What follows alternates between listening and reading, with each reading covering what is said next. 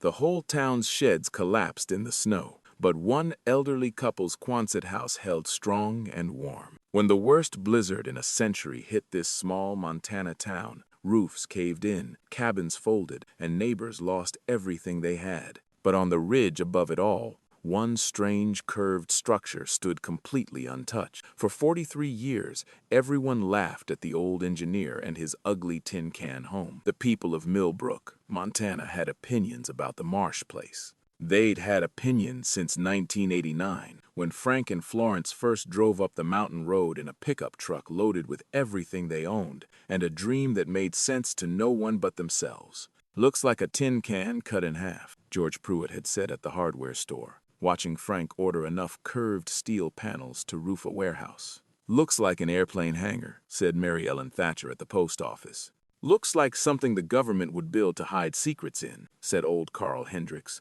who suspected the government of hiding secrets in most things. Frank had smiled at all of them, the same patient smile he'd been practicing since his 20s, and continued ordering his material. That was 43 years ago. Frank was 34 then, a structural engineer who'd spent 8 years in the Army Corps of Engineers before moving to the private sector, then leaving it entirely when the corporate world tried to sand down every edge that made him useful. Florence was 32, a surgical nurse who'd held the hands of dying men and delivered babies in snowstorms and once talked a suicidal teenager off a bridge using nothing but her voice and the stubborn belief that everyone deserved one more sunrise. They'd met at a wedding neither of them wanted to attend. Florence had been the bride's reluctant college roommate. Frank had been the groom's even more reluctant second cousin. They'd found each other at the bar, both nursing drinks they didn't want, both watching the dance floor with the shared expression of people who knew they didn't quite fit but had stopped apologizing for it. "You look like you're calculating the load-bearing capacity of the tent poles," Florence had said. "You look like you're diagnosing the caterer with something chronic," Frank had replied. She'd laughed, that loud,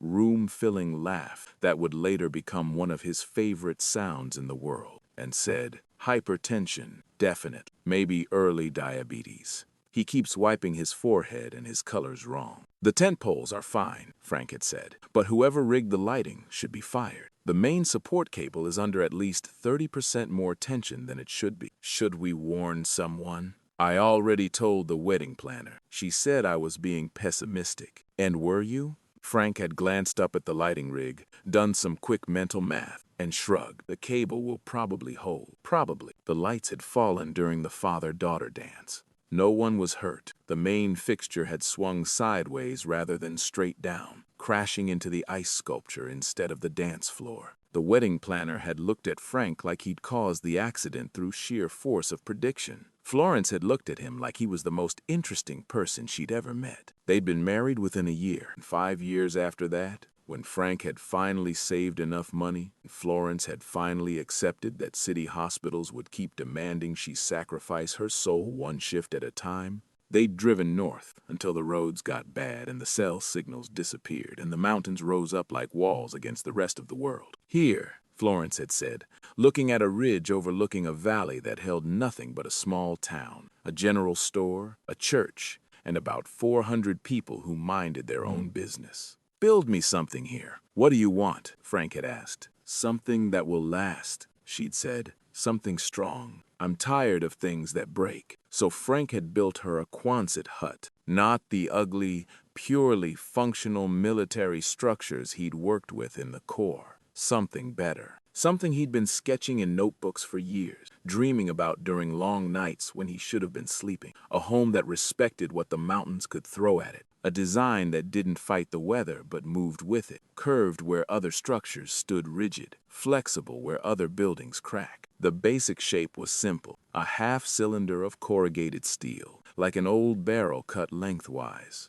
But Frank had spent months refining the detail. Double-layer insulation sandwiched between the inner and outer shell. A foundation anchored deep into the granite ridge, with expansion bolts rated for forces 3 times what any Montana storm had ever produced. Windows positioned to catch southern light but protected from northern winds.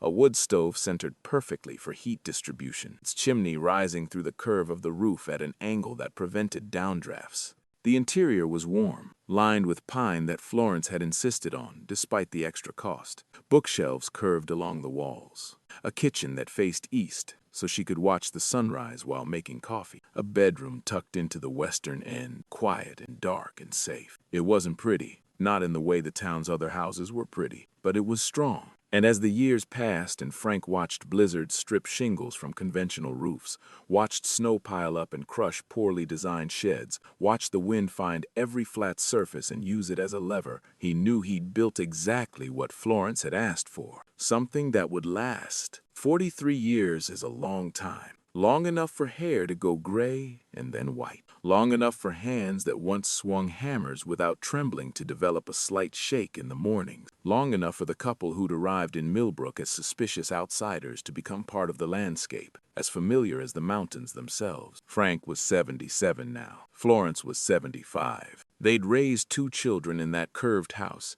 Daniel, who became a lawyer in Seattle and called every other Sunday with updates about his career that always seemed to leave out how he was actually doing, and Sarah, who'd married a real estate developer in Phoenix and visited once a year at Christmas, staying exactly 3 days before finding an excuse to leave early. The children had opinions about the house, too. "You should sell it," Daniel had said during his last visit, 3 years ago now. "Get something smaller, closer to town, closer to medical facilities.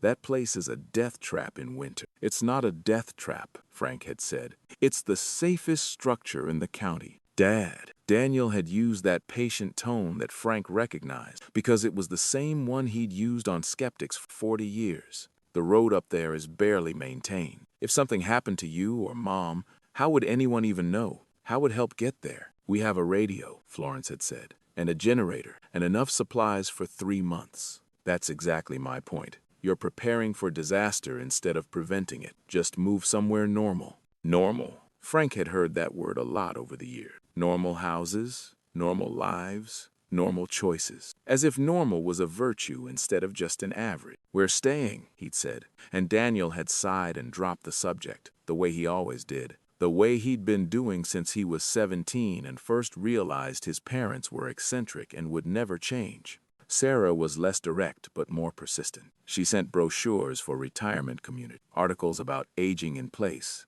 dangers, links to real estate listings in cities with good hospitals. She never said outright that she thought her parents were being foolish. She just left a trail of concern that felt more like judgment. "They think we're stubborn," Florence had said one evening last spring, after Sarah's latest email full of helpful suggestions. "Maybe they're right." "Stubborn and right aren't mutually exclusive," Frank had replied. "I built this house to last 100 years. I intend to be here for as many of them as I can manage." Florence had laughed, still that same loud, room-filling laugh, though it came a little slower now, a little more careful. "And what about me? Do I get a say? You told me to build something strong, something that wouldn't break. I did, so we stay." She'd reached across the kitchen table and taken his hand, her fingers warm against his. "So we stay." The forecast started changing on a Tuesday. Frank still checked the weather every morning, a habit from decades of living where weather wasn't just small talk but survival information. The National Weather Service had been predicting a moderate storm, 8 to 12 inches of snow, winds up to 40 miles per hour, nothing unusual for November in Montana. But by Wednesday, the predictions had shifted, 12 to 18 inches. Winds gusting to 55. By Thursday morning, Frank saw something in the data that made him set down his coffee and study the screen more carefully. The pressure systems weren't behaving normally. A low-pressure front from the Pacific was colliding with an Arctic mass from Canada, and instead of one pushing the other aside the way these systems usually did, they were merging, feeding each other, building into something the models hadn't anticipated. "What is it?" Florence asked, noticing his stillness. "The storm," Frank said. "It's going to be worse than they're saying." "How much worse?" He did some quick calculations, the same kind of mental math he'd been doing for 50 years. Pressure differentials, temperature gradients, moisture content. They're predicting 18 inches. I think we might see 3 feet, maybe more. And the wind. He shook his head. "The wind is going to be significant. Should we go to town?" Frank looked out the window at the curve of their roof, at the anchor bolts he checked last month, at the structure he designed specifically for moments like this. No, we'll be safer here. The generator? Tested it last week. Full tank. Firewood? Stacked and dry. Enough for 2 weeks of continuous burning. Food, water? He turned to her, and for a moment they weren't two 70-somethings facing another winter storm. They were still the couple who'd built this place with their own hand, who'd chosen each other and this life, and never once looked back. We're ready. We've always been ready. That's the whole point. She nodded slowly. I know. I remember the storm of '96, when the Hendricks place lost its roof. Carl's place was built wrong. Flat roof, cheap materials, no real foundation. I told him that before he even finished construction. He didn't listen. No one ever listens. Frank smiled, but there was something tired in it. That's why I stopped talking and just built what I knew was right. Let the house speak for itself. It's been speaking for 43 years, Florence said. Maybe this time someone will hear it. The road was still clear, though the sky had taken on that particular gray that promised heavy snow. Not just clouds, but a weight in the air, a pressure that made your ears pop and your joints ache. Frank felt it in his knees as he climbed out of the truck at the general store, that old familiar warning that the weather was about to turn mean. The store was busier than usual, people stocking up on batteries and canned goods, filling gas cans, buying extra rock salt. The conversations were tense, full of that particular mountain town anxiety that came when the weather got serious. They're saying maybe 2 feet now, said Martha Coolidge, loading bottled water into her cart. Bill's got to drive to Helena on Saturday. Might have to postpone. I heard 3 feet, said Tom Welch from behind the counter. My cousin in Great Falls says the weather service is behind the curve on this one. His barometer's dropping faster than they're reporting. My grandfather always said when the animals get quiet, get worried, offered Sarah Chen, the town's newest resident, a young woman who'd moved up from California 2 years ago with dreams of a simpler life. She still looked startled sometimes when winter arrived, as if she hadn't quite believed it would be this serious. My chickens haven't made a sound all day. Usually they're complaining about something. Frank collected his supplies, extra batteries for the radio, some canned goods Florence had requested, a new thermos to replace the one whose seal had finally given out after 30 years, and waited in line. The store felt different than usual, charred. People were moving with that particular combination of purpose and worry that meant they were genuinely concerned but didn't want to admit it. How's that shelter of yours holding up, Frank? Tom asked as he rang up the purchases. He'd been calling the Marsh House a shelter for as long as Frank had known him. 40 years of gentle mockery about the curved roof and military design. Ready for another winter? Ready for this one and the next 20, Frank said. You might want to tell people to check their roof loads. This storm's going to sit heavy. Roof loads. Tom chuckled. You and your engineering. Some of us just trust in the good Lord and good lumber. The good Lord gave us math for a reason, Frank said. And most of the lumber in this town is 20 years past when it should have been replaced. Tom's smile flickered, just slightly. You really think it's going to be that bad? Frank looked out the store's front window at the gray sky, at the still air that felt like a held breath. I think the models are underestimating this one, and I think a lot of structures in this town were built for average winters, not exceptional ones. Well, Tom shook his head, but he looked less certain than he had a moment ago. We've survived bad storms before. You've survived storms that hit the weak points you happen to avoid. This one might not be so forgiving. Frank paid for his supplies and headed for the door. As he reached it, he paused and turned back. Tom, seriously, if you have a basement or a strong interior room, make sure you know how to get there quickly. And if your roof starts making noises, don't wait to see what happens. Get out. Frank, you're scaring the customers. Good, Frank said, and walked out into the waiting gray. By Friday evening, the storm had begun. It started gently, almost apologetic, small flakes drifting down like afterthoughts.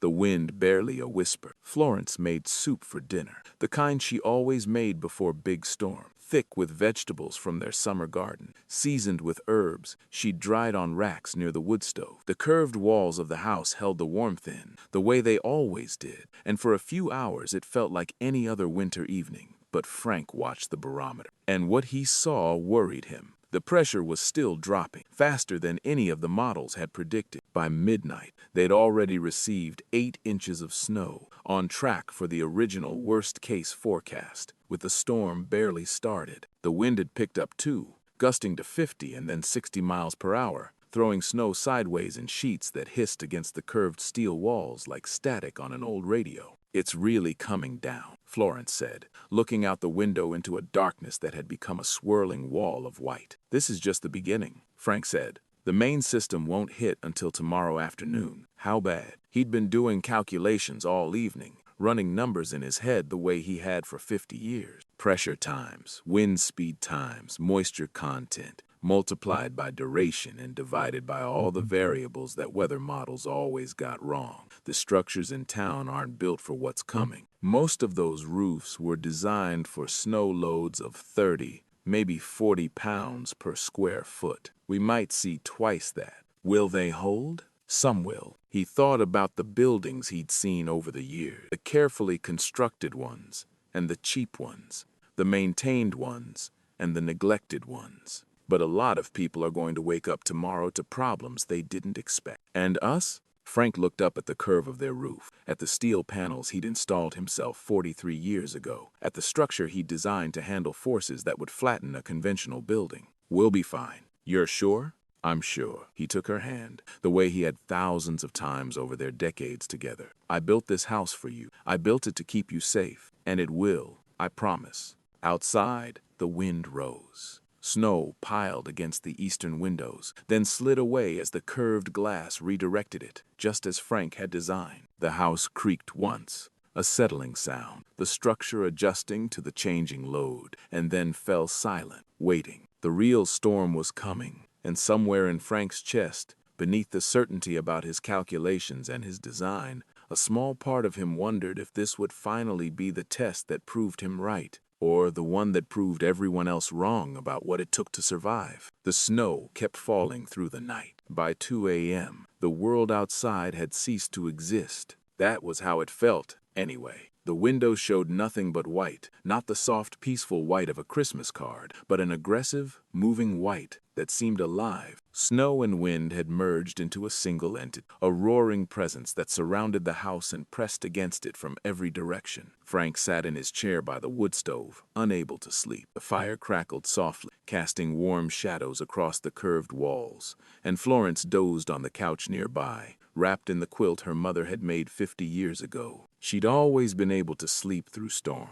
It was one of the things he loved about her, that ability to trust, to let go, to believe that things would be all right. Frank had never had that gift. His mind was always running calculations, always measuring forces, always asking what if. The wind gusted hard, and the house responded with a low groan, not a sound of distress, but of acknowledgement. The curved roof was doing exactly what he designed it to do, letting the wind slide over and around rather than catching it like a sail. He could feel the structure flexing slightly, absorbing the energy, distributing it through the steel frame and into the foundation, anchored deep in the granite below. This was what good engineering felt like, not rigidity, but resilience, not fighting the forces of nature, but dancing with them. He checked the barometer again, still dropping. They were in the heart of it now, the place where the two pressure systems had collided and merged into something the forecasters hadn't predicted. Outside,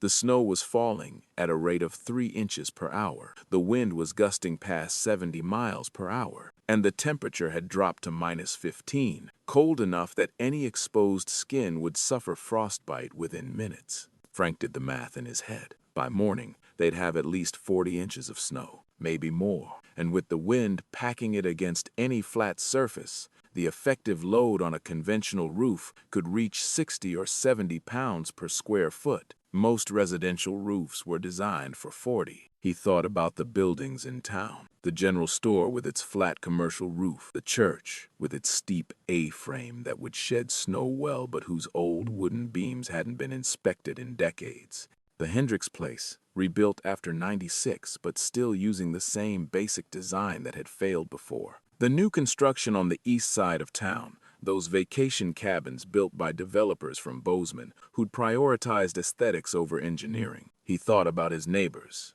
the Kowalskis, a quarter-mile down the ridge, who'd built their cabin 15 years ago using plans they'd found in a magazine. The Brennans, half a mile beyond them, retired teachers from Minnesota who'd fallen in love with Montana without quite understanding what Montana winters could do. The Delgados, who'd moved up from Arizona 3 years ago and still seemed surprised every time the temperature dropped below freezing. Good people, all of them. People who'd made reasonable choices based on reasonable assumptions. People who'd trusted that the way things had always been done was the way things should be done. Frank hoped they'd be all right. But hope wasn't the same as certainty, and certainty was what you needed when the wind was howling at 70 miles per hour and the snow was piling up faster than gravity could pull it down. The first failure happened at 3:47 a.m. Frank didn't see it, of course. He only learned the details later, pieced together from accounts and reports, and the haunted look in people's eyes when they talked about that night. But this is what happened.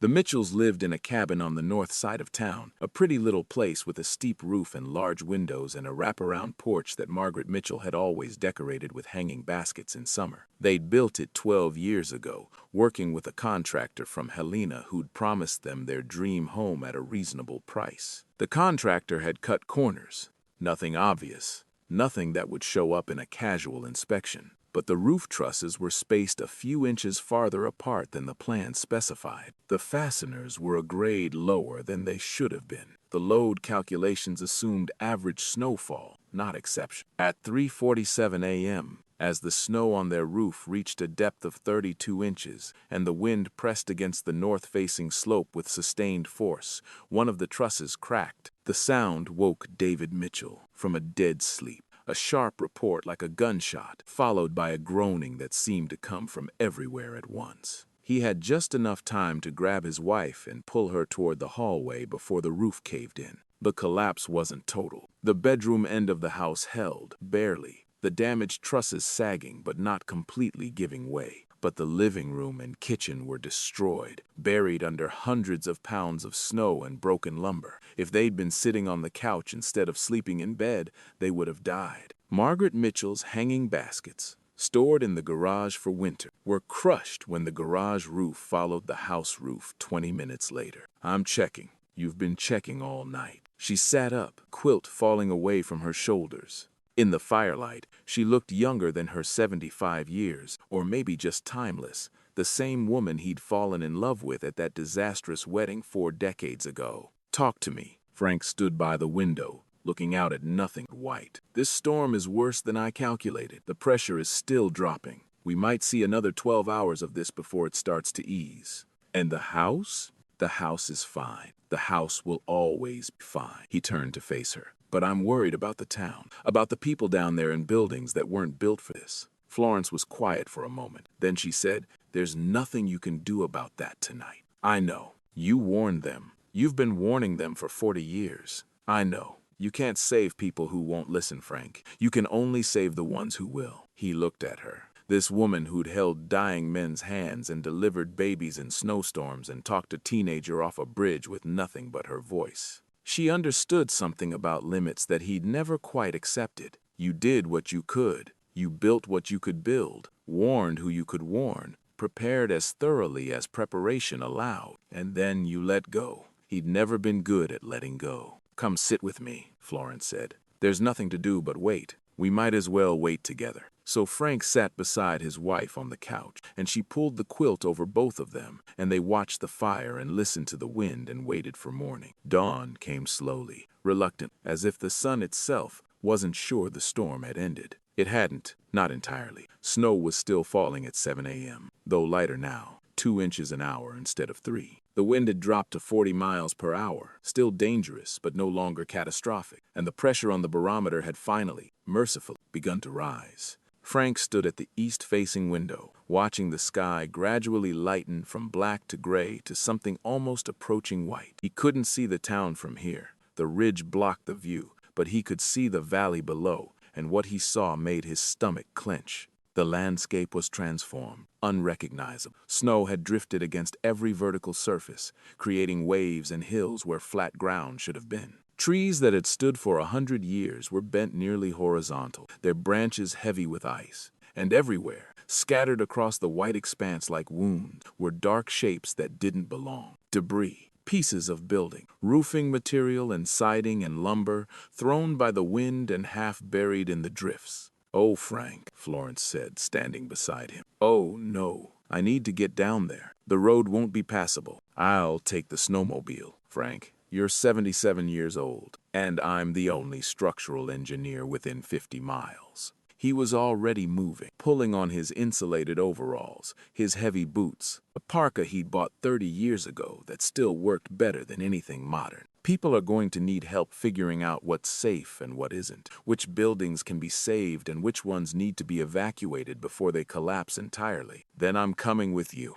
I'm a nurse, Frank. If people are hurt, they're going to need medical attention long before any ambulance can get through." She was already dressing, her movements sure and practiced. 43 years of living in the mountains had taught her how to prepare for emergency. "We do this together, or we don't do it at all." He wanted to argue. She was 75. Her joints ached in cold weather, and the conditions out there were brutal. But he knew that look in her eyes. He'd seen it the night she'd walked 3 miles through a blizzard to help deliver the Kowalski baby. He'd seen it the morning she'd climbed onto a frozen roof to rescue a stranded cat. He'd seen it 1,000 times over 40 years of marriage, every time someone needed help, and Florence decided she was going to provide it whether the universe cooperated or not. "Together," he agreed. "But if I say something's not safe, you listen. No arguments. When have I ever argued with you about structural integrity? Never. That's the one thing we've never argued about." She smiled, that warm smile that still made his heart skip after all these years. "Then let's go see who needs us."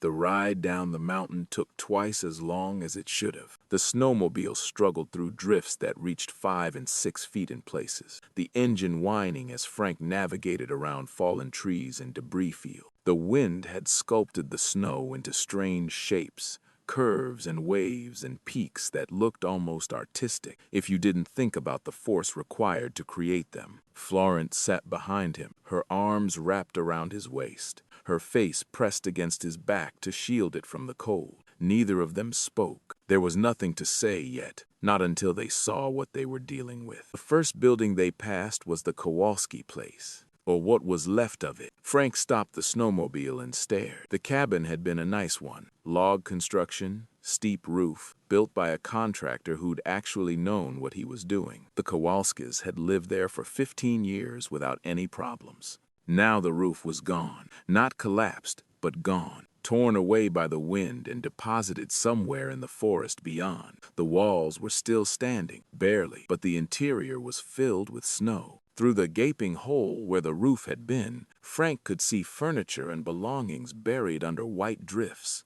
"Are they?" Florence started. "I don't know. Hello? Mike? Susan? Anyone there?" No answer. Frank pulled out his radio and tried the emergency frequency, but got only static. The storm had probably knocked out the repeater tower. "We need to keep moving," Florence said. "If they're alive, they would have gone to town. If they're not." She didn't finish the sentence. She didn't have to. They passed 2 more destroyed structures before they reached the main road. A storage shed that had been completely flattened, and a small cabin that Frank didn't recognize, probably a vacation rental, its walls caved inward under the weight of the snow. The main road was barely passable, even on the snowmobile. Drifts had formed across it in waves, and fallen trees blocked the path every few hundred yards. But Frank kept going, weaving around obstacles, pushing through when he had to, driven by a need to see, to know, to understand the scope of what had happened. When they finally crested the last hill and looked down at Millbrook, Florence made a sound he'd never heard from her before, a small, wounded gasp,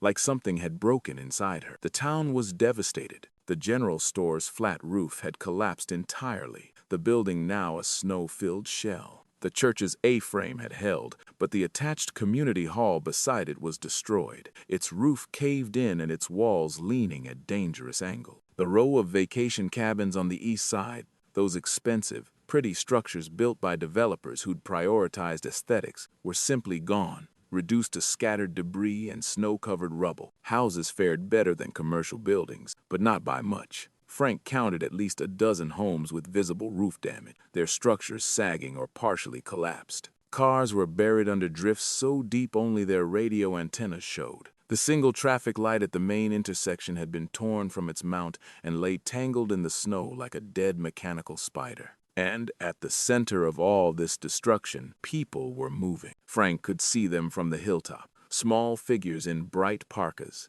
digging through snow, calling to each other, gathering in clusters around the buildings that still stood. The volunteer fire station was intact, its reinforced steel roof having shed the snow successfully, and people seemed to be congregating there. "That's where we need to go," Frank said. "The fire station. That's where they'll be organizing." He guided the snowmobile down the hill and through the wreckage of what had been a peaceful mountain town. Up close, the damage was even worse than it had looked from above. Windows were shattered. Power lines were down everywhere. Their poles snapped like twigs. A propane tank had broken free from its mount and lay on its side in the middle of the street, mercifully unruptured. People turned to look as they approached. Frank recognized faces. Tom from the general store, Martha Coolidge, Sarah Chen, the young woman from California who'd never seen a real winter until she moved here. They all had the same expression: shock, disbelief, the dazed look of people who just learned that the world could change overnight. "Frank?" Tom's voice was hoarse, strained. "That you?" "It's us." Frank stopped the snowmobile and climbed off, helping Florence down. "How bad is it?" "Bad." Tom shook his head slowly, snow falling from his hat. "Real bad. We've got maybe 20 structures collapsed or damaged. The Mitchells' roof came down on them in the night. They're hurt but alive, trapped in their bedroom until we dug them out. Carl Hendricks is missing. We can't find him anywhere. His house? Gone. The whole thing just folded." Frank closed his eyes. Carl Hendricks, who'd rebuilt his cabin after '96 using the same bad design. Carl Hendricks, who'd dismissed Frank's warnings about load-bearing walls and roof angle. Carl Hendricks, who'd lived in Millbrook for 60 years and survived every storm the mountains had thrown at him. Until this one. "What can we do?" Florence asked, already scanning the crowd for injuries, her nurse's instincts taking over. "We need help figuring out which buildings are safe to enter," Tom said. "People want to get their stuff, check on their homes,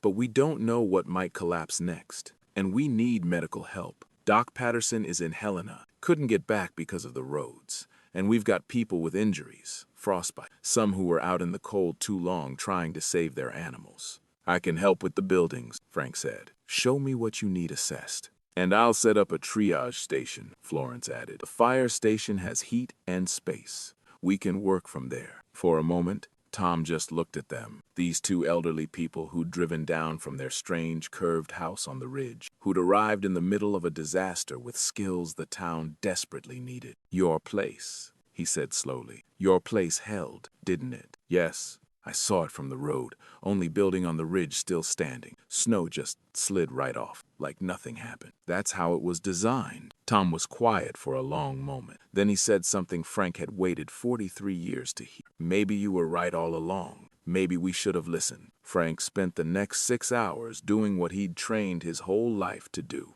He moved from building to building, assessing damage, calculating load risks, determining which structures were safe to enter and which ones were death traps waiting to spring. He condemned the general store entirely. The internal supports had failed, and the remaining walls could come down at any moment. He cleared 3 homes that looked damaged but were structurally sound, their owners weeping with relief as they retrieved medications, photographs, important documents. He found Carl Hendricks at 2 p.m. The old man had been in his basement when the house collapsed, the one part of the structure that had held, protected by the earth walls around it. He was hypothermic, dehydrated, and had a broken arm, but he was alive. When Frank climbed down into the wreckage and found him huddled in a corner wrapped in blankets, Carl looked up with eyes that held something Frank had never seen there before. "Humility, you told me," Carl whispered. 30 years ago. You told me the design was wrong. That doesn't matter now." "It matters," Carl's voice cracked. I was so sure you were the foolish one, building that ugly thing on the ridge while the rest of us built proper houses. I was so damn sure. Let's get you out of here, Frank said. We can talk about building design later. But Carl grabbed his arm with his good hand, his grip surprisingly strong. Promise me something. What? When we rebuild, and we will rebuild, promise me you'll help us do it right. Show us what you know. I don't care if it looks like a tin can or an airplane hangar or a government bunker. I want something that will stand. Frank looked at this man who'd dismissed him for decades, who'd rolled his eyes at town meetings whenever Frank suggested updates to the building code, who'd called him paranoid and overcautious and out of touch with how things were done in Montana. I promise, Frank said, and he meant it. By nightfall, the scope of the disaster had become clear. 23 structures were destroyed or severely damaged. 47 people were displaced from their homes. 12 serious injuries, including Carl's broken arm and 3 cases of severe frostbite. And 1 death, old Mrs. Patterson, no relation to the doctor, who'd had a heart attack during the night, probably from the stress and cold, and been found in her bed the next morning by neighbors checking on her. But it could have been worse. Should have been worse, given the severity of the storm. The fact that only 1 person had died was a miracle, or maybe just luck, the random chance of who was in which building when the failures began. Frank stood outside the fire station as the sun set, watching the orange light fade over a town transformed by disaster. His body ached in ways he'd forgotten it could ache. His hands were numb despite the heavy gloves, and somewhere deep in his chest, beneath the exhaustion and the grief and the grim satisfaction of having helped, something else was stirring. Florence found him there, her parka dusted with snow, her face lined with fatigue but her eyes still bright. "The Kowalskis are fine," she said. "They got out before the roof went. Made it to the Brennan's place, which held. Mike has some frostbite on his fingers, but nothing that won't heal." "Good, that's good. The Hendricks family is asking for you. Carl keeps telling everyone who'll listen that you saved his life, that you were right about everything. I didn't want to be right like this." Florence took his hand, her fingers cold even through both their gloves. "I know. I spent 40 years warning them. 40 years building something they all thought was foolish. And part of me, the worst part of me, wanted them to see. Wanted to be vindicated." He shook his head. "This isn't how I wanted it to happen. That's what makes you a good man, Frank. You wanted to be right, but you never wanted anyone to suffer for being wrong." They stood there together, 2 elderly people who'd built a life on a ridge above a town that hadn't understood them, watching that town begin the long process of picking up the pieces.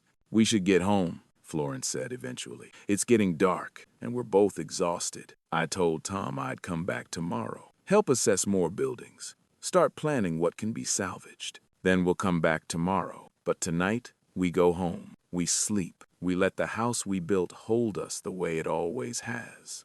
Frank nodded slowly. She was right. She was always right about the things that mattered. They climbed onto the snowmobile, Florence's arms around his waist, and began the long ride back up the mountain. Behind them, the lights of the fire station glowed against the darkness, the one bright spot in a town that had lost so much. And ahead of them, barely visible against the white landscape, the curved roof of their home waited, still standing, still strong, still there. The days after the storm moved slowly, like cold honey. Frank woke each morning before dawn, his body stiff from the previous day's labor, his mind already running through lists of tasks and assessments and people who needed help. Florence would be up moments later, moving quietly through their curved house, making coffee, preparing the medical bag she'd assembled from supplies she'd stockpiled over decades of mountain living. They'd become essential without meaning to. The first morning after the disaster,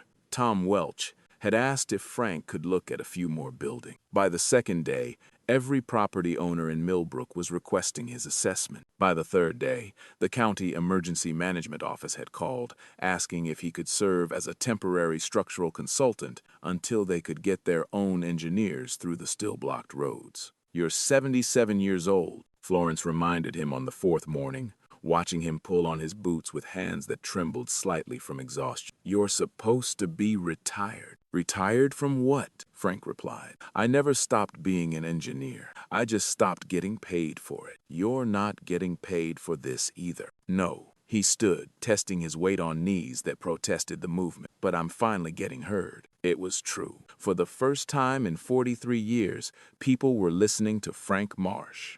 Really listening, not with the polite dismissiveness he'd grown accustomed to, but with genuine attention, writing down his recommendations, asking follow-up questions, treating his expertise as the valuable resource it had always been. The change was disorienting, and if Frank was honest with himself, which he tried to be, it was also deeply, painfully sad. It shouldn't have taken a disaster. It shouldn't have taken collapsed roofs and destroyed homes and one dead woman in a town full of displaced families. The information had been there all along. The warnings had been issued. The better way of building had been demonstrated, standing right there on the ridge for anyone who cared to look. But people didn't look. People didn't listen. Not until the consequences became impossible to ignore. On the 5th day, after the storm, Frank's daughter called. He was in the fire station, reviewing blueprints for a temporary shelter the county wanted to erect, when his cell phone buzzed with Sarah's name. He stared at it for a moment, surprised. Sarah rarely called. She texted occasionally, sent emails full of helpful suggestions about retirement community, but actual phone calls were reserved for holidays and emergencies. He supposed this qualified as an emergency. Dad? Her voice was tight, controlled, the voice she used when she was worried but didn't want to admit it. I just saw the news. Are you and Mom okay? We're fine, sweetheart, the house held. The news said half the town was destroyed. They showed aerial footage. It looked like a war zone.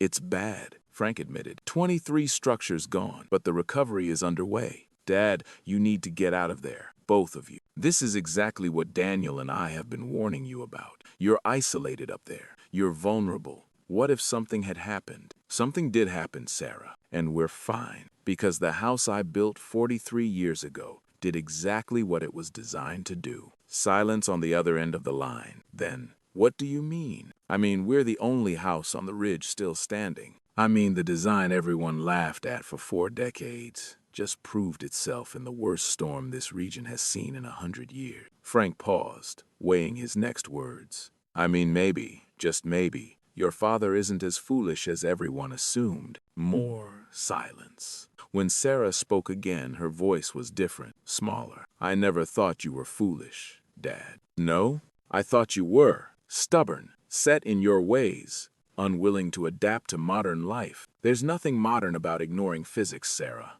Buildings have been failing in snow for as long as humans have been building them. The solutions have been known for decades. People just prefer pretty over practical. Dad, I'm not trying to lecture you. I'm just tired. And he was. Bone-deep tired. The kind of exhaustion that sleep couldn't fix.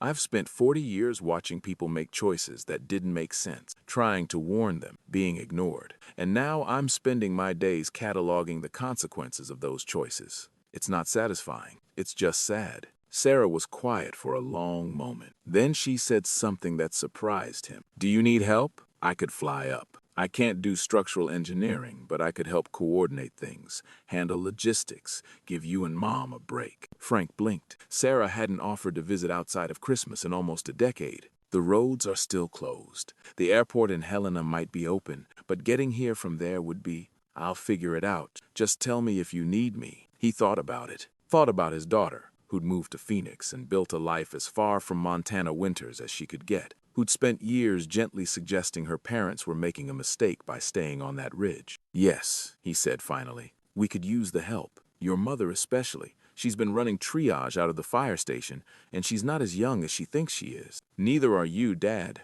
No, neither am I. Sarah arrived 4 days later, having flown into Bozeman and rented a truck with snow chains to make the drive through still treacherous mountain roads.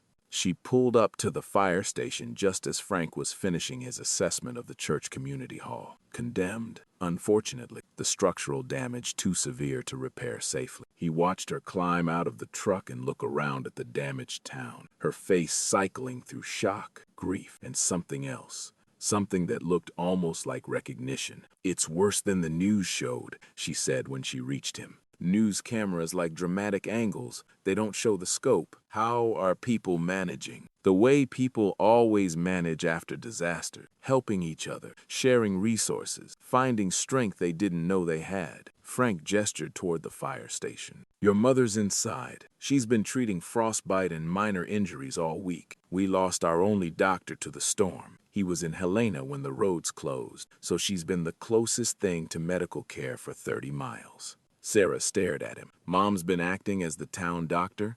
At 75? She was a surgical nurse for 30 years. This isn't the first disaster she's worked. I know, but Sarah shook her head. I guess I forget sometimes who you two actually are, what you've done. Most people forget. It's easier to see elderly parents as problems to be managed rather than people with histories and capabilities. The words came out sharper than Frank intended. Sarah flinched slightly. Dad, I know. I'm sorry. He rubbed his eyes, feeling every one of his 77 years. I'm tired, and I'm saying things I should keep to myself. Let's go see your mother. She'll be happy you're here. Florence was indeed happy, embracing Sarah with a warmth that transcended the years of distance between them. Frank watched them together, his wife and his daughter. Two women he loved who'd never quite understood each other, and felt something loosen in his chest. Maybe disaster brought more than destruction. Maybe it also brought opportunities for repair. That night,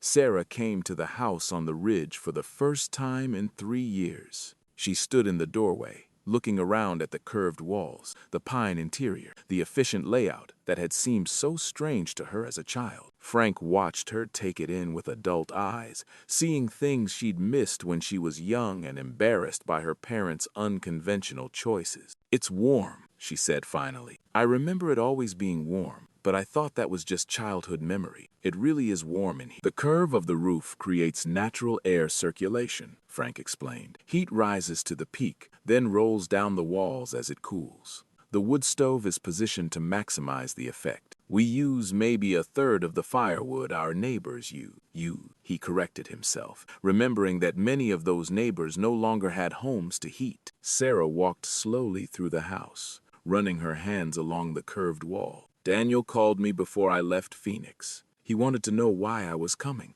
said it was pointless, that you and Mom would never change. He's probably right. We won't. That's what I told him. Sarah stopped by the window that faced east, looking out at the darkness. But I also told him something else. I told him I was tired of being right. What do you mean? I mean, I've spent years being right about you two being stubborn, right about this house being strange, right about your choices being different from what Daniel and I wanted. She turned to face him. But being right hasn't made me happy. It hasn't made any of us closer. It's just made me feel justified in keeping my distance. Frank didn't know what to say. This was more honesty than Sarah had offered in years. I drove through town today, she continued. I saw the collapsed buildings, the damaged homes, the people trying to salvage what they could from wreckage. And then I drove up here and saw your house, standing there like nothing happened, snow sliding off the roof like it was designed to, which I guess it was. She laughed, a short, surprised sound. And I thought, my father tried to tell everyone. For 40 years he tried to tell them,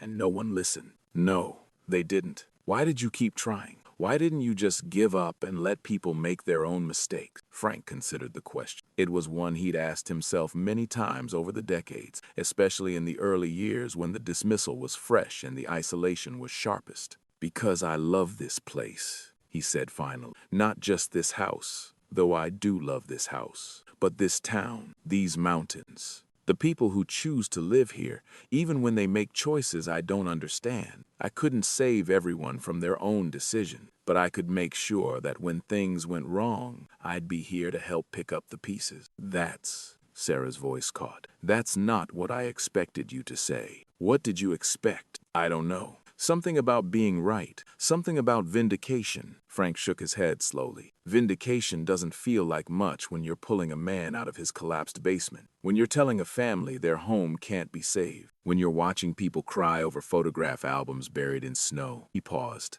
I was right, but I would have given anything to be wrong. Florence appeared in the doorway, carrying 3 cups of tea. Am I interrupting? No, Sarah said, taking a cup from her mother. Dad was just explaining something important. The recovery effort continued through the following week, then stretched into a second, then a third. Roads were slowly cleared. Power was restored to most of the town by day 12. The county brought in emergency housing units, temporary structures that would serve displaced families until permanent repairs could be made. Insurance adjusters arrived in waves, picking through wreckage, calculating losses, delivering verdicts that would shape the next chapter of many lives. Frank worked alongside them, providing his assessments, answering questions, helping property owners understand what had happened to their buildings and why. It was exhausting, repetitive work, the same explanations given dozens of times, the same physics lessons repeated for people who'd never thought about load-bearing walls or snow loads or wind resistance. But something was different now. People were actually learning. What if we rebuilt with a steeper roof pitch?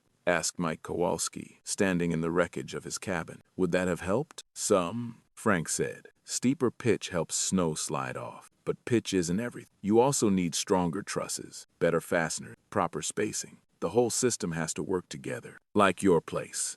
My place is designed differently. Curved roof eliminates the peak entirely. There's no ridge for snow to accumulate against. But you don't have to go that far. You just have to stop building for appearance and start building for conditions. Mike nodded slowly, writing notes on a pad he'd started carrying everywhere. Would you look at some plans before I rebuild? Tell me what I'm getting wrong? Yes. Bring them by when you're ready. Similar conversations happened throughout town. Property owners who'd once dismissed Frank's advice now sought it active. The county building inspector, a young man who'd been on the job less than 2 years, asked if Frank would consult on updated building codes for the region. The local newspaper, such as it was, wanted to interview him about structural resilience in mountain communities. You're becoming famous, Florence teased him one evening. The prophet finally honored in his own land. I'm becoming useful, Frank corrected. That's different. Is it better? He thought about it. I don't know yet. Ask me in 20 years, when we see if anyone actually follows through on what they're learning. You think they won't?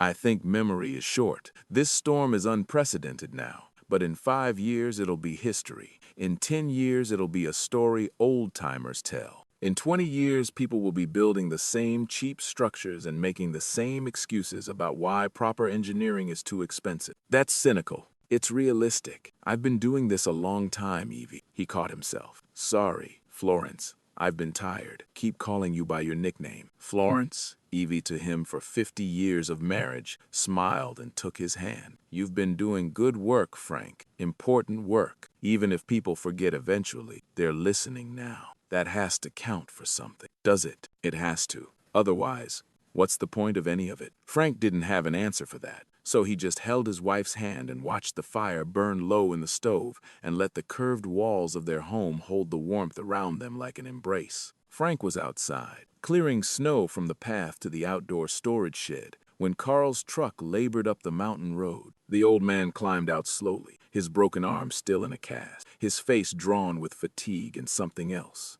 Something that looked like determination. Carl, Frank set down his shovel. Should you be driving with that arm?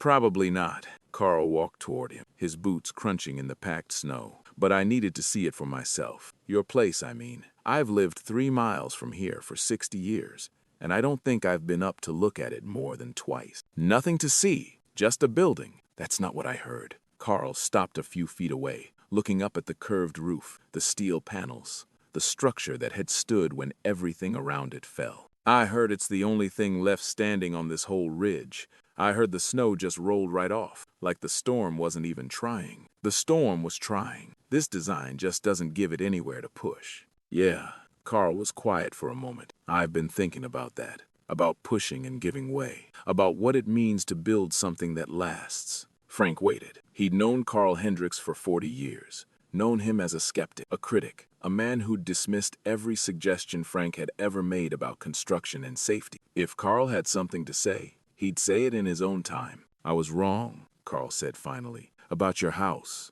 about your advice, about pretty much everything I ever said to your face or behind your back. He met Frank's eyes. I was wrong, and I was arrogant, and I almost died because of it. Carl, let me finish. The old man's voice was rough, strained. I've been wrong about a lot of things in my life, but being wrong about something that almost killed me, That's different. That's the kind of wrong that makes you think. What have you been thinking about? About why I didn't listen. About why none of us listened. Carl shook his head slowly. It wasn't because your ideas were bad. It was because you were different. You came here from somewhere else, built something that didn't look like what we were used to, talked about things in ways we didn't understand. So we decided you must be wrong, because admitting you were right would have meant admitting we didn't know as much as we thought we did. Frank felt something shift in his chest. Not vindication. He'd been right about that. It didn't feel like much, but something else. Recognition, maybe. Understanding. That's human nature, he said. People trust what's familiar. It's not a character flaw. It's just how we're built. Maybe. But it's also how we get people killed. Carl looked back at the curved roof. I want to rebuild, Frank. Not the same as before. I learned that lesson. But I'm 78 years old, with one working arm, and not enough money to hire someone who knows what they're doing. I was hoping, maybe. You want my help. I want your expertise, your time, your patience with an old fool who spent 40 years telling you that you didn't know what you were talking about. Carl's voice cracked slightly. I don't have any right to ask, but I'm asking anyway. Frank looked at this man, his neighbor, his critic, his reluctant student after 4 decades of resistance. He thought about all the years of dismissal, all the rolled eyes and muttered comments, all the times he'd offered help and been turned away. Then he thought about what Florence had said, about listening mattering, even if it comes late, about the point of any of it. Come inside, Frank said. Florence made soup. We can talk about what you want to build while we eat. Carl's face changed. Relief, gratitude, something that might have been the beginning of tears. You'd do that? After everything? I've been waiting 40 years for someone to ask the right questions, Carl. I'm not going to turn you away now that you're finally asking them. They walked together toward the curved house on the ridge, 2 old men who'd spent decades on opposite sides of an argument that turned out to matter more than either of them had imagined. Behind them, the mountain stood silent and white, still recovering from the storm that had changed everything. And ahead of them, through the door of the house that had held, warmth and soup and the beginning of something new were waiting. Spring came slowly to the mountains that year. The snow began retreating in late March, pulling back from the roads and the valleys like a tide going out, revealing the full scope of what the winter had done. Debris fields that had been buried for months emerged from the white, splintered lumber, twisted metal, personal belongings weathered beyond recognition. The landscape looked wounded, scarred by months of wait and cold, but it also looked alive. New growth pushed through where the drifts had been deepest. Birds returned to trees that had bent but not broken, and in Millbrook, the sound of hammers and saws filled the air as rebuilding began in earnest. Frank stood on his ridge one April morning, watching the activity in the valley below. From here, he could see the skeleton frames of new structures rising where collapsed buildings had been cleared away. He could see trucks carrying lumber and steel up roads that had been impassable just weeks before. He could see people moving with purpose, working together, building something from the wreckage of what they'd lost. You're brooding again, Florence said, joining him with 2 cups of coffee. She handed him one and followed his gaze down to the town. What are you thinking about? Whether any of it will stick. The buildings? The lessons. Frank sipped his coffee, feeling the warmth spread through his chest. People are listening now, because the pain is fresh. But pain fades. Memory fades. In 10 years, will anyone remember why we're building differently? Or will they just see the extra cost and decide it's not worth it? You can't control what people do in 10 years, Frank. You can only control what you teach them now. I know. He trailed off, searching for word. I spent 43 years being ignored. Now everyone wants my opinion, my expertise, my time. And part of me is grateful, but another part is angry. Why did it take a disaster? Why couldn't they just trust that I knew what I was talking about? Florence was quiet for a moment. Then she said, Do you remember when I was working at the hospital in Portland, before we moved here? Of course. There was a doctor there, brilliant man, one of the best surgeons I ever worked with, but he had terrible bedside manner. Talked down to patients, dismissed their concerns, made them feel stupid for asking questions. She paused. He was almost always right about the medicine, but people didn't trust him because he made them feel small. Are you saying I made people feel small? No. I'm saying that being right isn't always enough. Sometimes people need to learn things for themselves, in their own time, through their own experience.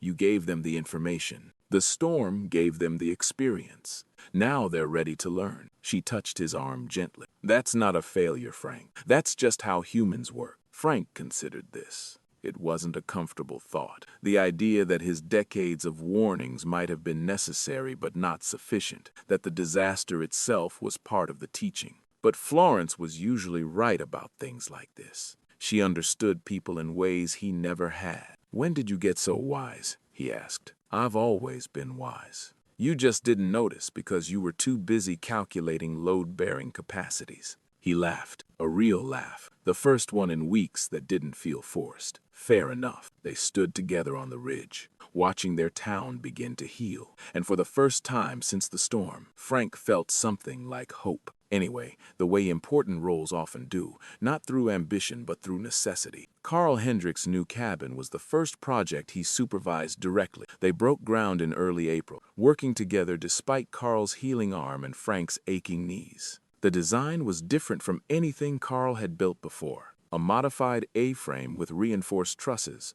a steeper roof pitch, and a foundation anchored deep into the hillside. It's going to look strange, Carl said, studying the plans Frank had drawn up. People will talk. People always talk. The question is whether you want to give them something to talk about or something to mourn. Carl nodded slowly. Strange it is. Then, the Kowalskis were next, rebuilding their cabin with curved metal roofing that would shed snow more effectively than their old shingles ever had. Then the Brennans, then the Delgados, then a dozen other families who'd lost homes or outbuildings and wanted to make sure they never lost them again. Frank worked with each of them patiently, explaining principles he'd understood for 50 years in terms that made sense to people who'd never thought about structural engineering. He drew diagrams on napkins, built small models from scrap wood, walked through damaged buildings to show exactly where and why they'd failed. You're a good teacher, Sarah told him one evening. She'd extended her stay in Millbrook 3 times now, finding reasons to remain even as her life in Phoenix waited. I never realized that about you. I'm not a teacher.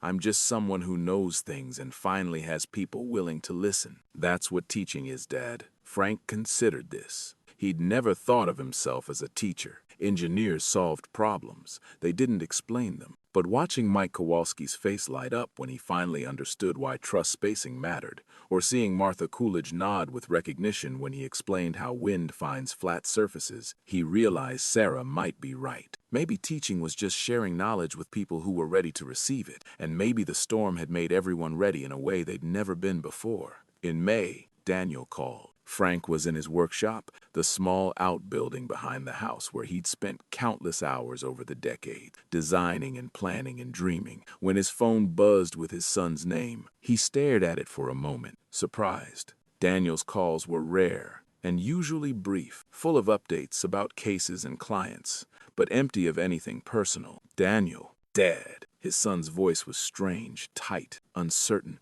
nothing like the confident attorney Frank was used to hearing. Sarah told me what's been happening there. With the rebuilding, she said, you've been helping everyone in town. Someone needed to. She said they're actually listening to you now, using your designs, following your advice. The storm convinced them in ways I never could. Silence on the line. Then Daniel said, I'm sorry. Frank blinked. In 40 years of fatherhood, he could count on one hand the number of times Daniel had apologized for anything. For what? For not listening either. For spending years telling you to sell that house and move somewhere normal. For acting like you and Mom were being difficult instead of recognizing that you knew exactly what you were doing. Daniel's voice cracked slightly. Sarah sent me pictures of the town, of the collapsed buildings, the damage, the destruction. And then she sent me a picture of your house, just sitting there on the ridge like nothing happened. And I thought, God, Dad.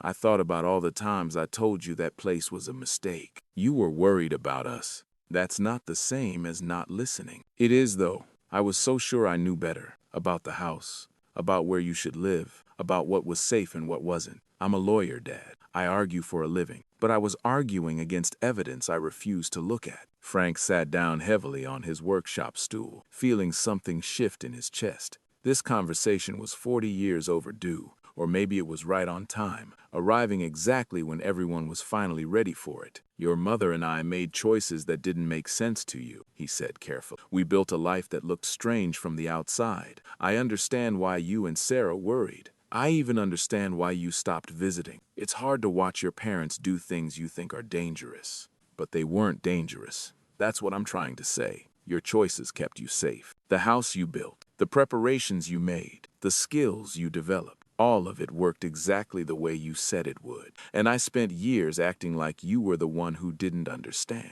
Daniel, let me finish, please. A deep breath across the phone line. I'm coming to visit, not to convince you to move, not to talk about retirement communities, just to visit, to see what you've built, to understand why you chose this life. A pause. If you'll have me, Frank closed his eyes. He thought about all the years of distance, all the missed holidays and abbreviated phone calls, all the ways his children had pulled away from a life they'd never quite understood. And he thought about what Florence had said, about people learning in their own time, through their own experience. We'll have you, he said. We've always been ready to have you. We were just waiting for you to be ready to come. Daniel arrived in early June, driving a rental car up the mountain road with cautious speed of someone who'd forgotten how to navigate unpaved terrain. Frank watched him climb out of the car and stand in the driveway, looking around at the property with fresh eyes. The ridge was green now, the snow long gone, wildflowers blooming in the meadow beyond the house. The curved roof gleamed in the afternoon sun, its steel panels weathered but strong, unchanged by the winter that had transformed everything around it. It looks different than I remembered, Daniel said. Smaller, somehow, but also more solid. Buildings don't change,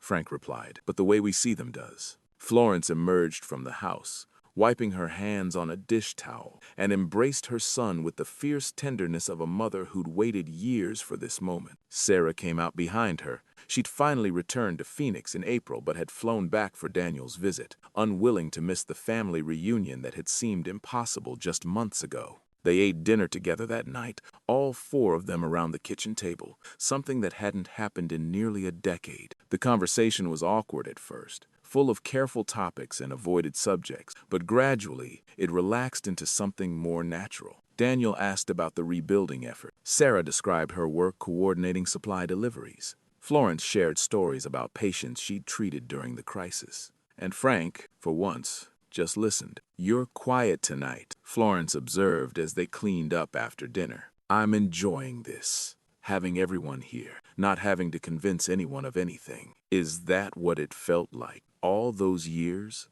Like you were always trying to convince people? Sometimes. Frank dried a plate slowly, thinking about how to explain. When you know something is true, really know it, in your bones, and no one else can see it. That's a lonely feeling. You start to wonder if you're wrong, if everyone else knows something you don't, if maybe you should just give up and do things the way they've always been done. But you didn't give up. No, because every time I looked at the math was right. And every time I looked at this house, the house was strong. I could doubt myself, but I couldn't doubt what I'd built. Florence took the plate from his hands and set it aside, then turned to face him directly. Frank Marsh, you are the most stubborn man I have ever known, and I mean that as the highest compliment. I learned from the best. She laughed, that loud room-filling laugh he'd fallen in love with 50 years ago, and kissed him gently. We both did. The summer unfolded like a gift. Daniel stayed for 2 weeks, longer than any visit in 20 years. He helped Frank with the rebuilding projects,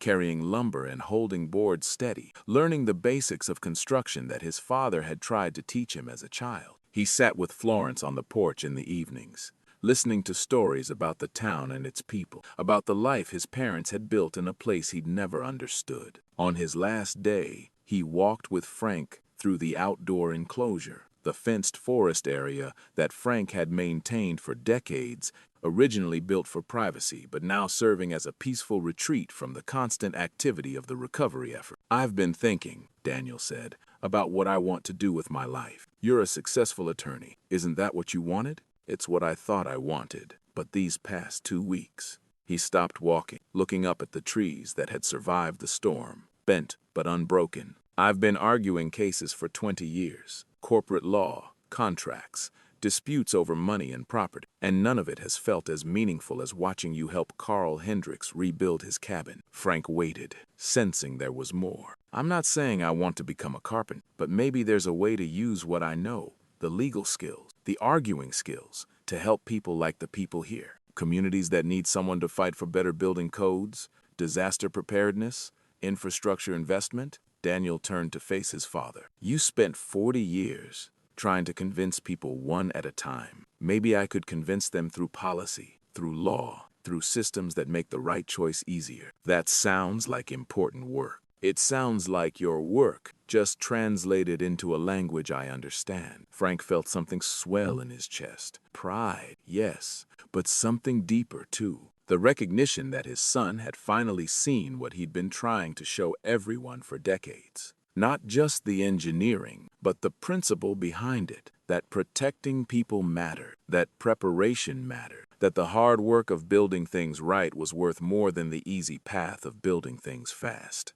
You know, Frank said, I never needed you to be an engineer. I never needed you to build things with your hands or understand load-bearing calculations. I just needed you to see that some things are worth doing carefully, even when careful is harder than quick. I see it now. Daniel's voice was thick. I'm sorry it took so long. It took exactly as long as it needed to. They walked back to the house together, father and son, the afternoon sun warm on their shoulders, and the curved roof waiting ahead like a promise kept. By fall, Millbrook looked different. The rebuilding was mostly complete, and the town that emerged from the wreckage was not the same town that had existed before the storm. New structures stood where old ones had fallen, stronger structures, better designed, built to withstand forces the previous buildings had never been prepared for. Carl Hendricks' cabin was finished in August, and he invited the whole town to see it. The design was unconventional, that modified A-frame with its reinforced trusses and steep roof, but Carl stood on his new porch with visible pride. Frank Marsh designed it, he announced to the gathered crowd.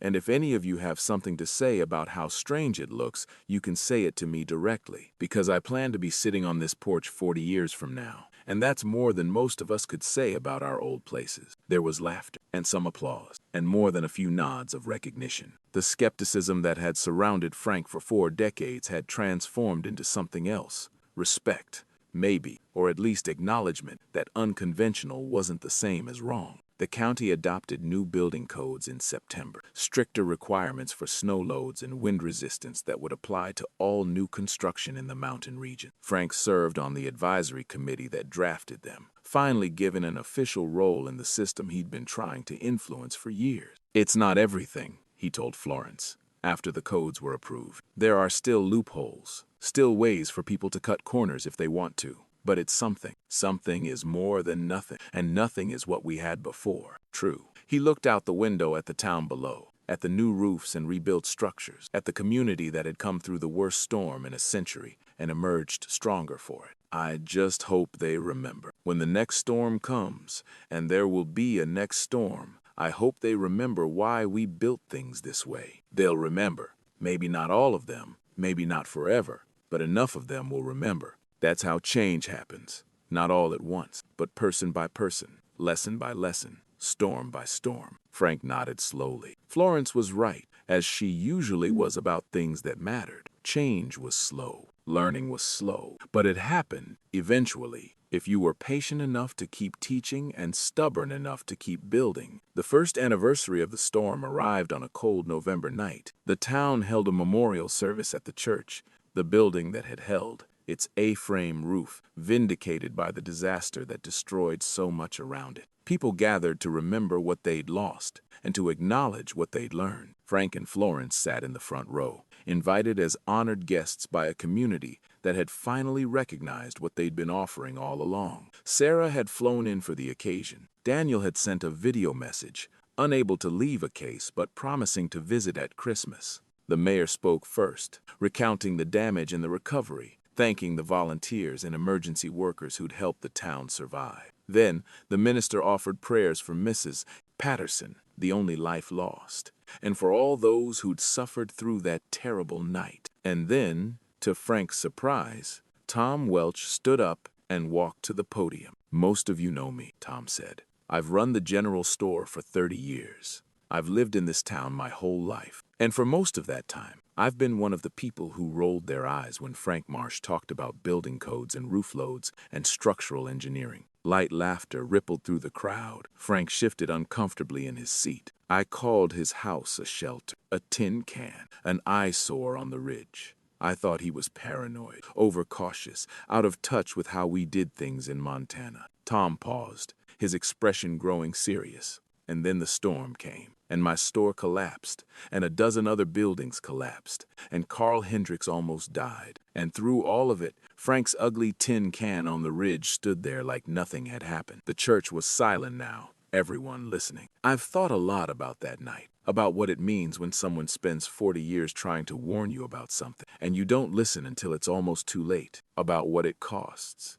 Not just in buildings and money, but in trust, in community, in the chance to learn from people who know things we don't." Tom turned to look directly at Frank. "I owe you an apology. We all do. Not just for not listening, but for making you feel like you had to fight so hard to be heard. You were trying to protect us, and we were too proud, too stubborn, too comfortable to see it." He returned his attention to the crowd. "This town is different now. We've rebuilt with Frank's help, using his designs, following his advice. And I truly believe, that when the next storm comes, we'll be ready. Not because we're smarter than we were before, but because we finally learned to listen to someone who was smarter all along." Tom stepped down from the podium to applause that built slowly, then swelled to fill the church. People turned to look at Frank, nodding, some wiping their eyes. Florence squeezed his hand. "Say something," she whispered. Frank stood slowly, his knees protesting, his heart full of emotions he couldn't quite name. He walked to the podium and looked out at the faces he'd known for decades. Neighbors, skeptics, students, friends. "I'm not good at speeches," he said. "I'm an engineer. I understand forces and materials and mathematics. People have always been harder." Soft laughter. "But I understand one thing about people that I didn't understand when I was younger. I understand that we learn from experience, not from warning. That we trust what we've survived more than what we've been told. That sometimes the only way to teach someone is to build something that proves your point when words won't." He looked at Florence, at Sarah, at the community that had finally become his own. "I built my house 43 years ago because my wife asked me for something strong, something that would last, something that wouldn't break when the world tried to break it." His voice caught slightly. "I didn't know then that I was building a lesson. I just knew I was building a home." He paused, gathering himself. "What we've built together this year, the new structures, the better codes, the willingness to learn, that's the real lesson. Not my house on the ridge, but this town that chose to become stronger instead of just rebuilding what failed. That's what matters. That's what will last." Frank stepped down from the podium to more applause, and Florence was there to meet him, her arms around him, her voice in his ear. "I'm proud of you," she said. "I've always been proud of you." "I know," he replied. "I've always known." The night was clear and cold, the kind of cold that reminded you winter was coming again. Somewhere in the distance, an owl called. Closer. The house settled around them, the curved walls holding warmth the way they'd held it for 43 years. "Do you think it worked?" Frank asked. "All of it? The warnings, the building, the teaching? Do you think it actually made a difference?" Florence considered the question. "I think you saved lives. I think you changed minds. I think you showed people something they couldn't see on their own. But will it last? Does anything last forever?" Frank looked at the house he'd built, the steel panels weathered but strong, the curved roof that had shed 100 storms, the foundation anchored deep in granite that would outlast them both. "This will," he said. "This house will stand for 100 years, maybe more. Long after we're gone, long after everyone who remembers the storm is gone, this building will still be here, still proving the same point. Then that's your legacy." Florence leaned against him, her warmth against his side, her presence as steady and reliable as the structure around them. "Not the speeches or the codes or the rebuilding effort. This house. This proof that you were right all along. I never wanted to be right. I just wanted people to be safe." "I know." She reached up and touched his face, turning it toward hers. That's what made you worth listening to. You weren't trying to win an argument. You were trying to protect people who didn't even know they needed protecting. Frank looked at his wife, this woman who'd stood beside him for 50 years, who'd believed in him when no one else did, who'd made every sacrifice worth making. "Thank you," he said, "for all of it, for asking me to build you something strong, for staying when it would have been easier to leave, for being the reason any of this mattered." "Thank you for building," she replied, "for being stubborn enough to do it right, even when everyone told you to do it different." They stood there together as the stars wheeled overhead, and the cold deepened, and the mountains kept their silent watch. Behind them, the house held its warmth. Ahead of them, whatever winters remained would come and go, and the curved roof would shed them all. Some things are built to last, not because lasting is easy, but because the people who build them refuse to accept anything less. Frank and Florence Marsh had built their life that way, and their life, like their house, had held through every storm, against every doubt, to the very end and beyond.